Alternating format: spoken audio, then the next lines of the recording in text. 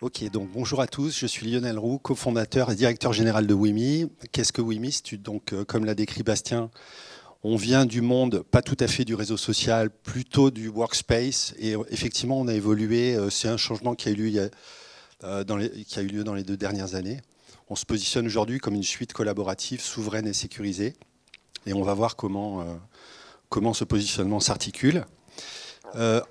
Pour démarrer, je voulais souligner quelque chose qui nous semble important dans les différenciations dans les points différenciants de notre valeur, de proposition de valeur. Ce qui est un choix cornélien aujourd'hui pour les décideurs informatiques, c'est de privilégier soit la sécurité, soit l'ergonomie. La plupart des solutions sont soit très sécurisées, avec une UX qui peut être parfois faible, ou alors des solutions très ergonomiques qui échouent en termes de niveau de sécurité, soit par des fonctionnalités de sécurité manquantes, soit par une exposition aux lois extraterritoriales. Et chez Wimi, en fait, nous mettons ces deux dimensions vraiment au même niveau d'importance. Donc, on soigne beaucoup l'UX, et j'espère que vous le verrez via la petite vidéo qu'on vous propose. Mais on ajoute à ça beaucoup de fonctionnalités de sécurité qui nous semblent essentielles aujourd'hui pour assurer une bonne protection des données. Notre vision, ça a consisté à créer dès le début une alternative aux grands faiseurs américains. Pourquoi? Pour deux raisons principales. D'une, c'est parce qu'on souhaite participer à la réduction de la dépendance sur des acteurs étrangers. Et d'autre part, on veut protéger nos clients vis-à-vis des menaces qui peuvent être juridiques, via les lois extraterritoriales encore une fois, mais également le risque cyber qui est croissant. Alors, plus concrètement, qu'est-ce qu'on inclut dans Wimi Workplace? Ce sont d'abord des outils de communication. On a résumé à 3 blocs, évidemment, on aurait pu faire 15 blocs ou 20 blocs, mais on a regroupé donc, tous les usages de communication interne et externe. Là-dedans, on retrouve de la discussion instantanée, de la visio, du réseau social d'entreprise, de l'extranet. On couvre également la grande famille de cas d'usage qui concernent la collaboration et le mode projet. Ça, c'est plutôt le monde duquel on vient. Et enfin, la gestion documentaire. Là aussi, on a une offre qui est tout à fait différenciante puisqu'on dispose d'un drive de synchro qui s'apparente au fonctionnement d'un Dropbox. On est très fiers de ça. Ça nous a coûté très cher en R&D. J'ai peut-être oublié de mentionner aussi sur la communication la partie email sur laquelle on travaille actuellement.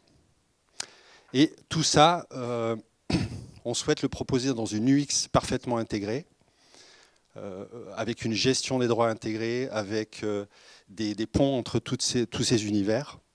Et le tout, c'est dommage que ça soit buggé, mais j'espère que vous pourrez lire, donc le tout protégé par ce qui nous semble aujourd'hui être le meilleur référentiel de cybersécurité, qui est Sectum Cloud. En termes de positionnement, donc il me reste peu de temps, je vais aller plus vite. Donc on a un axe vertical qui concerne la richesse fonctionnelle, un axe horizontal sur les niveaux de sécurité. En haut à gauche, on retrouve les Américains, en bas à droite aussi, en bas à gauche aussi, sur des cas d'usage plus étroits. On retrouve des spécialistes en bas à droite de la Sectum Cloud, mais qui ont un périmètre qui nous semble être plutôt spécialisé sur la partie documentaire, c'est le cas d'O-Drive.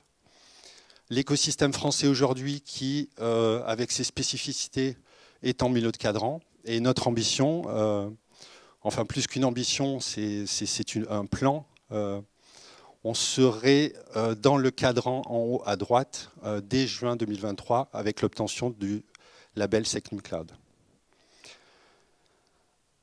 En termes de clients, on sert tout secteur, toute taille d'entreprise. Ça va de certains groupes du CAC 40 à un très grand nombre de collectivités et de PME. Un compte pour lequel on est très fier, c'est l'Assemblée nationale, qu'on équipe depuis 6 ans.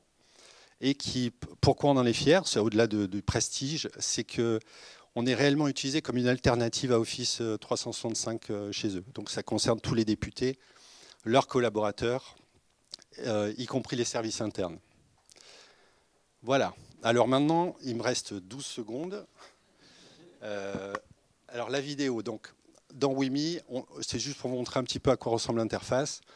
on propose la création de documents Office, soit avec des documents vierges, soit à partir de templates qui peuvent être à la charge de votre organisation.